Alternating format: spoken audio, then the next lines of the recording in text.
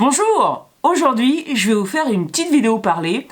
J'ai pas très envie d'appeler ça un vlog parce que c'est un peu plus qu'un vlog. Je vais vous donner de mes nouvelles, je vais faire un point sur ce qui se passe actuellement et je vais également vous faire un retour sur mon shop tour. Depuis, j'ai eu plein de retours sur les questions soulevées pendant le shop tour et donc je vais partager déjà toute l'information que j'ai et il y a des choses qui sont en suspens. Mais avant tout, j'ai envie de commencer par ça. J'ai reçu une carte postale de Suède. C'est extraordinaire. Alors, d'abord, je pensais pas qu'on me regarde en Suède. Et puis ensuite, je sais pas comment ils ont trouvé mon adresse, mais alors là, Frédéric et Johanna, bravo. Et puis surtout, merci, ça me fait super plaisir. Et puis félicitations aussi pour votre français, parce que je serais bien incapable d'écrire la même chose en suédois. Voilà, merci beaucoup, ça me touche énormément et je m'attendais pas du tout à la recevoir. Donc voilà. Autre chose encore, on vient de dépasser les 2000 abonnés. Incroyable! Ça aussi, ça m'épate. Et puis pour continuer dans les remerciements, merci beaucoup David de me prêter ton appareil photo. J'ai commandé le même sur internet, ça fait partie des nombreux cadeaux que je me fais en ce moment, mais je sais pas quand est-ce qu'il va arriver. Mon téléphone est toujours en rade, j'ai acheté un écran LCD qui ne marche pas de toute évidence, donc j'en ai recommandé un, il devrait pas tarder. Et le temps que je reçoive mon appareil photo, et puis surtout l'objectif, j'ai cru comprendre qu'il arrivait de Hong Kong. Ça va pas être pour demain, hein. Mais bon, j'ai jusqu'à présent utilisé mon téléphone, donc je peux continuer. Alors voilà, ce qui va changer, c'est que je vais bientôt commencer un nouveau travail. Donc voilà, je sais que dans les premiers mois, ça va être intense. J'aurai beaucoup moins de temps. Mais cela dit, je vais quand même continuer à faire des vidéos. Alors, il faut dire que là, puisque j'avais tout mon temps, je postais une vidéo par semaine, voire plus. Ça fait pas mal, hein, quand même. Donc pour l'instant, je peux pas vous dire, mais en tout cas, je sais que j'en posterai moins. Ce qui est important pour moi, c'est que j'ai fini de réaménager mon atelier. Et ça, c'est quelque chose qui avance lentement et qui demande beaucoup de temps. Donc je vais pouvoir commencer à faire des vidéos un peu plus courtes. Et puis des projets qui prennent un jour ou deux à être réalisés, voire un peu plus. Mais évidemment, je vais pouvoir travailler que le week-end. Et c'est pas le projet qui prend le plus de temps. Le projet, c'est amusant, mais ce qui prend beaucoup de temps aussi et qui est un peu moins amusant, c'est le montage de la vidéo. Et ça, je sais que généralement, ça me prend une bonne journée. En plus, en ce moment, je suis en train de faire quelque chose qui vous intéresse pas forcément, parce que, en fait, j'ai karchérisé la terrasse de devant, et je refais les joints. Parce qu'ils ont été mal faits en fait. C'est moi et mon cousin qui avons fait la terrasse tout autour de la maison. Devant, donc on a coulé une dalle. C'est très solide. Je mets la voiture dessus. Enfin, vous l'avez vu, hein, si vous avez regardé mes vidéos sur les pergolas, on la voit. Je refais tous les joints. Ça prend un certain temps. Et puis, il faudrait que je refasse tous les joints partout. Aussi, ce que j'aimerais bien, c'est finir ces joints avant de commencer à travailler. Ensuite, je pense faire... j'ai acheté plein de gomme lac et je vais faire un essai comparatif. Et puis je vais vous expliquer tout ce que j'ai trouvé sur le net. C'est assez difficile d'avoir des informations sur la gomme lac. Mais moi, je l'ai essayé et je trouve ça vraiment très intéressant. Et ce que j'ai trouvé comme information, c'est épatant également. Je vous en dis pas plus. Vous verrez dans la vidéo. C'est pas la prochaine, mais ce sera certainement celle d'après. Alors, oui, du coup... Comme je vais commencer à travailler, enfin ça va pas être tout de suite, j'ai encore quelques jours devant moi, je me fais plein de cadeaux pour fêter ça. Et alors l'un de mes premiers, ça a été la visseuse, la fameuse visseuse de Walt. Quand j'ai posté la vidéo sur Facebook où je recevais la perceuse, j'ai répondu un petit peu vite à un message en disant que c'était peut-être pas la peine de faire une démo sur l'outil. Cela dit, je vais quand même faire une petite démo là parce que franchement j'ai été épatée et ça va pas être la démo la plus sympathique pour lui d'emblée puisque... Où est-elle ? Elle est juste là. Je vais la comparer donc à ma perceuse Festool. Alors déjà, dans un premier temps, elles font à peu près le même poids, ce qui est assez remarquable, hein, parce que celle-là, je l'ai comparée à d'autres, elle est toujours plus légère, donc elle est légère également. Le seul point négatif, c'est son bruit. Vraiment, là je suis sur position 2, position 3, ouais, ça fait pas beaucoup plus. La 1, ça va, elle est pas bruyante. Mais je trouve qu'elle est quand même beaucoup plus... Évidemment, celle-là aussi, elle tourne beaucoup moins vite. Elle est en position 2, donc la plus vite. Voilà. Mais, ouais, la batterie... Voilà, elle est au minimum. Hein. Là, celle-là, j'ai pas encore chargé la batterie. Ah oui, celle-là, il faut appuyer sur le bouton. Vous voyez, elle est aussi pas très chargée. En revanche, ce que j'aime beaucoup, c'est ces 3 petites LED qui éclairent tout autour, pas que en dessous. Parce que des fois, quand on perce ou quand on visse dans des endroits exigus, c'est bien de voir tout autour. Et vous voyez, elle vient juste de s'éteindre. Ça, c'est pas mal aussi, parce que l'autre s'éteint beaucoup plus vite. Et des fois, je suis obligée de rappuyer pour voir un peu mieux. Là, ça reste allumé très longtemps. Voilà. Et alors, côté puissance... ça dépote. Je vais vous montrer ce que ça donne avec ces 2 mèches. Alors là, c'est l'instant de vérité et vous allez voir que, elle se débrouille très bien. Alors voilà, comme vous voyez, j'avais déjà fait un petit essai il y a quelques jours. Mais la première fois que j'ai essayé ces mèches, je crois que c'était chez mes parents. Et donc ça devait être une perceuse filaire. Et je me suis carrément tordu le poignet tellement, tellement ça accroche. Allez, je vais aller tout de suite au 3.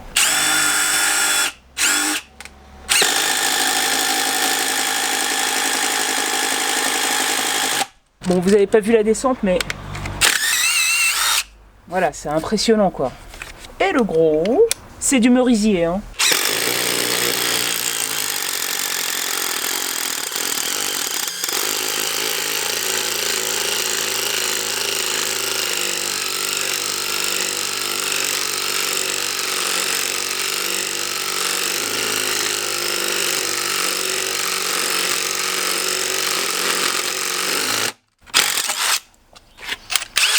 Enfin voilà, ça rigole pas. Hein. Un autre cadeau que je me suis fait, cette magnifique guimbarde Veritas. Vraiment, elle est magnifique. C'est un bel objet, quoi. Les poignées sont belles. En fait, quand je fais des rainures à la scie sous table, il reste toujours des marques, les marques de la lame.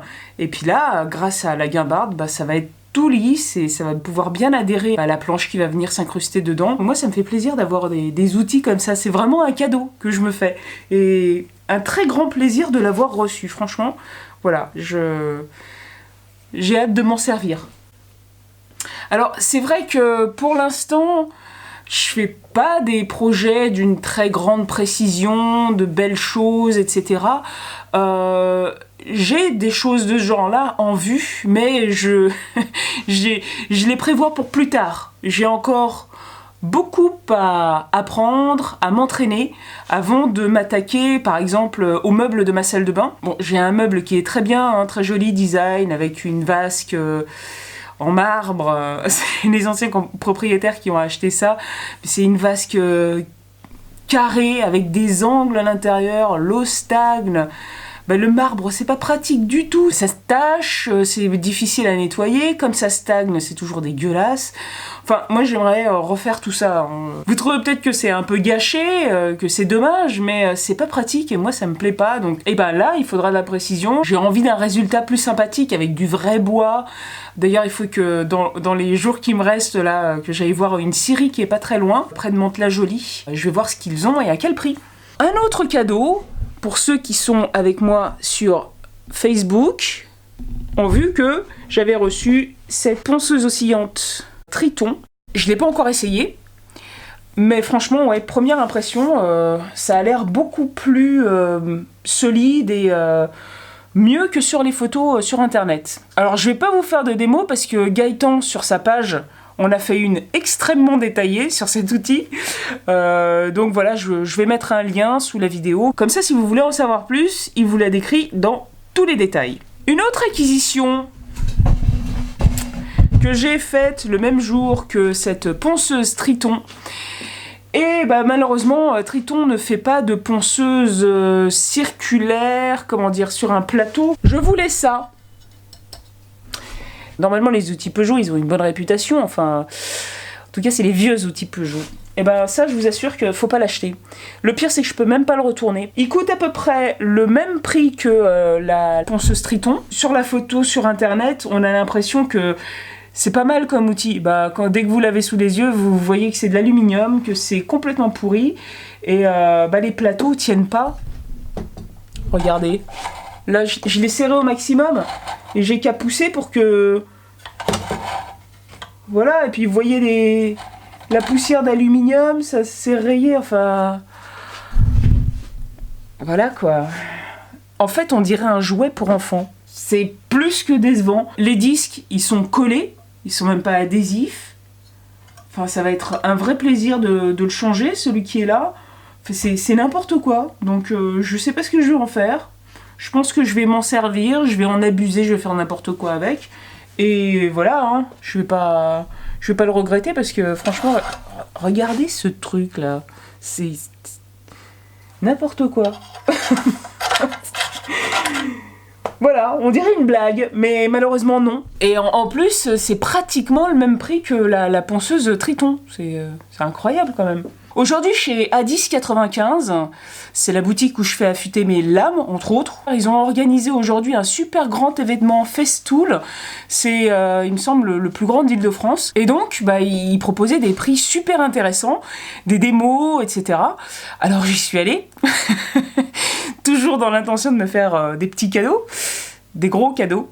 Et donc, voilà, j'ai acheté une scie à onglet. Je suis pas repartie avec parce que l'année dernière, ils ont beaucoup vendu. Donc, pour mieux gérer les stocks, ils l'avaient en stock. Hein. J'ai aussi pris une petite radio très sympa qui va me permettre d'écouter la radio enfin grâce à du Bluetooth avec mon ordinateur, avec mon téléphone portable quand il marchera. Voilà, elle est vraiment très très bien, elle a un son du tonnerre, et puis elle est garantie contre la poussière et tout ça, donc c'est fabuleux. Je l'ai prise, ils m'ont en plus offert une lame, en plus du prix très exceptionnel. Finalement, en fait, je l'ai acheté là-bas au prix le plus bas qu'on peut trouver sur Internet. Voilà. Ils me proposent même de me livrer la semaine prochaine. Je pense que j'irai les chercher puisqu'il me reste encore quelques petits trucs à leur faire aiguiser. Donc voilà, je vais avoir la scie en onglet Festool, la 120. J'ai plus qu'à défaire mon meuble, mais c'est sans regret. Cela dit, je pense que je vais quand même garder la vieille scie à onglet parce que, par exemple, là récemment, j'ai défait des palettes. Pour des coupes grossières comme ça, je continuerai à utiliser celle-là. J'ai même tendance à vouloir la mettre dans l'autre pièce. Je suis déjà en train de vouloir réaménager l'autre pièce, mais ça va me prendre beaucoup de temps. Et puis avant de faire ça, il faudrait en réalité que je fasse une pièce supplémentaire, c'est-à-dire faire une ouverture dans le mur et creuser dans la terre pour faire la pièce qui est sous la véranda. Et voilà, il n'y a pas de sous-sol sous la véranda actuellement. Alors, j'aimerais bien faire un petit retour sur le shop tour. J'ai oublié de préciser qu'il y avait un truc qui m'embêtait un peu sur ma ponceuse calibreuse Jet. C'est le tapis là. Ici,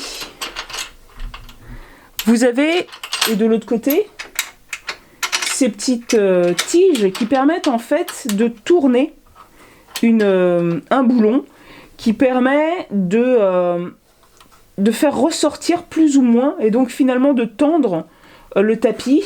Et s'il est un peu plus tendu de ce côté-là, il aura tendance à se décaler de ce côté-là, et vice-versa. Mais alors, trouver la bonne position exacte pour qu'il reste toujours en place, j'y arrive pas. Comme d'habitude, si vous avez des suggestions, n'hésitez pas à les faire. Mais voilà, de toute façon, je m'en rends compte toujours un petit peu trop tard. En dessous, il y a des petites butées et ça frotte dessus, donc ça a tendance un petit peu à abîmer. Mais voilà, hein, c'est pas plus grave que ça n'empêche pas de travailler avec. Ça fait quand même plusieurs mois que je l'ai, c'est juste un petit peu abîmé sur les côtés. Pour l'instant, je ressens pas le besoin de changer le tapis. C'est juste un truc que j'avais pas mentionné et qui peut être un peu embêtant, et c'est bon à savoir pour garder un œil dessus. Pour la raboteuse dégauchisseuse de Walt, Laurent Jacquet m'a dit qu'il avait la même et qu'il avait le même problème de roulement. Enfin, pareil, il entend un roulement. Donc Rudy, quelqu'un qui est abonné à ma chaîne, m'a mis en contact avec quelqu'un qui travaille chez DeWalt. Et bon, il m'a rien donné de précis. Il m'avait promis un plan éclaté qui existe déjà en fait dans la notice.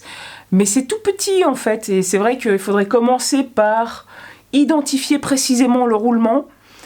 Mais voilà, moi j'ai pas envie trop de démonter comme ça à l'aveuglette, parce que il pourrait y avoir un truc qui se déboîte et que j'aurais du mal à remettre en place, un ressort qui part comme ça, et voilà, et d'un coup ma machine serait plus utilisable, alors que là elle fonctionne, on entend juste un bruit de roulement. Ça reste en suspens, mais c'est pas non plus super important dans l'immédiat, donc je continue à chercher des éléments, mais je suis pas très pressée non plus.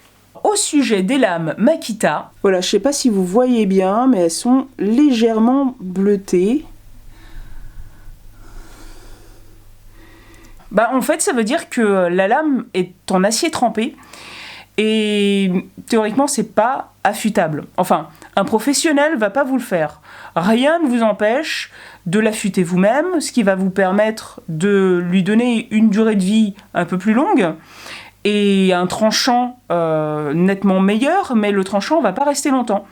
C'est pour ça que le professionnel ne voudra pas le faire. Quand elles en auront besoin, je leur donnerai un petit coup de Dremel. D'ailleurs, j'ai vu une vidéo où on peut se faire un petit outil très très facile pour aiguiser chacune des dents. En fait, on n'a pas non plus besoin d'avoir une lame extrêmement bien aiguisée. La première que j'ai depuis le début suffit largement. Donc c'est uniquement quand je vais découper des grosses bûches. Alors, ce que je voudrais vous montrer ici, c'est que, ça y est, j'ai mis enfin, vous voyez là, le Y sur mon aspirateur Makita, ce qui va me permettre d'utiliser ma scie sous table avec l'aspiration haute et l'aspiration basse. Et puis il n'y aura plus du tout de projection. Enfin, je ne l'ai pas encore utilisé, parce que j'ai fait aiguiser mes lames il n'y a pas très longtemps. Je vous dirai ce qu'il en est quand je m'en servirai la prochaine fois. Pour revenir sur mon tour, tout le monde a l'air de me confirmer que c'est pas le tour qui va pas, c'est peut-être même pas moi qui vais pas bien avec le tour, c'est tout simplement les outils. Je commence maintenant à un peu comprendre. Je vais me faire un outil en contreplaqué qui va me permettre en fait de pouvoir aiguiser les outils avec précisément le bon angle. Il faut également que l'affûtage soit d'un trait. De toute évidence, comme ce sont de mauvais outils, ce sont des outils qui perdent leur affûtage très rapidement. Donc voilà, je vais les utiliser. Pour l'instant, je les ai, donc voilà, je vais pas les jeter. Et puis, je vais penser à m'en acheter des mieux, ça c'est clair. Alors, pour revenir sur ma scie à onglet, Bernard Comte m'a épaté. Il m'a lui-même décrit mieux que je ne sais le faire le comportement de cette scie. Et donc, comme il m'a confirmé mon ressenti, déjà ne serait-ce que sur le fait que la lame vibre un peu, donc si elle vibre, c'est compliqué quel que soit le réglage, ce sera jamais parfait. Et puis en plus, quand on appuie dessus, alors je me souviens plus quel était précisément le commentaire de Bernard, la façon dont elle est faite, cette scie, va forcément générer un mouvement sur le côté. Quand ça va rentrer dans le bois, ça va pas couper droit, pas perpendiculaire. Donc quels que soient les réglages, ça va pas faire de la bonne coupe. Donc voilà, de toute façon, j'ai réglé le problème. Je la remplace, mais je vais pas l'acheter. Une petite précision que j'avais oublié de donner sur les cols Titebond. vous pouvez les utiliser sur des objets alimentaires. Donc les planches à découper, tout ce que vous voulez, bah voilà, c'est adapté à ça, ce qui n'est pas forcément le cas des autres cols. Également, alors, j'avais soulevé le problème des fraises de mon affleureuse.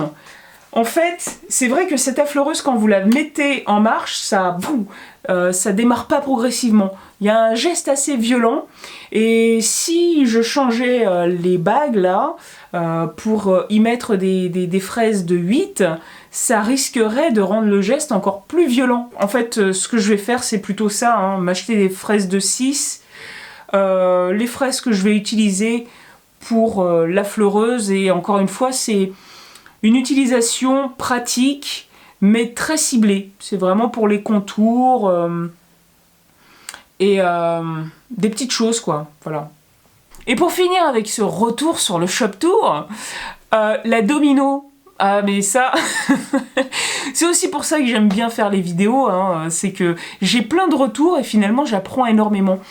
Et alors, énorme coïncidence, les apéroutis, le dernier apérouti, je vais vous mettre le lien, en fait, c'est précisément sur la domino. Ça permet de savoir comment s'en servir, et c'est vrai que moi, en fait, jusque-là, je la trouvais un peu impressionnante.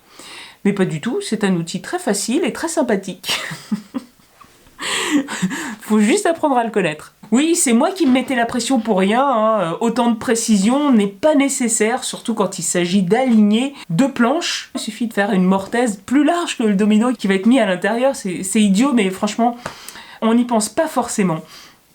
Voilà, je m'arrête là. Je reprends la mise en ligne de mes vidéos. Je pense que jusqu'à Pâques, je devrais pouvoir les poster tous les dimanches. Ça veut dire qu'il y en aura 2. Après, bah, je vous ferai certainement un petit vlog pour vous dire ce qu'il en est. Si j'ai le temps de m'enregistrer, de monter, voilà.